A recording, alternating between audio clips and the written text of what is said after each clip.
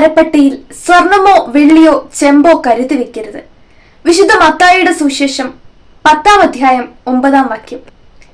ഈശോ 72 ശിഷ്യന്മാരെ തിരഞ്ഞെടുത്ത് സുവിശേഷം പ്രസംഗിക്കുന്നതിനും രോഗികളെ സൗഖ്യമാക്കുന്നതിനുമൊക്കെ അയക്കുമ്പോൾ അവർക്ക് നൽകുന്ന നിർദ്ദേശങ്ങളിൽപ്പെട്ട ഒരു കാര്യമാണിത്. നമ്മെ വിളിച്ചവൻ നമ്മോട് പറയുകയാണ്, അരപ്പട്ടിയിൽ സ്വർണമോ വെള്ളിയോ ചെമ്പോ ഒന്നും കരുതി വെക്കണ്ട. അഭിഷേകം മാത്രം നീ കരുതുക. ബാക്കിയുള്ളതെല്ലാം നീ ചെല്ലുന്ന സ്ഥലങ്ങളിൽ നിനക്കായി ഒരുക്കി വെക്കപ്പെട്ടിട്ടുണ്ട് എന്ന്.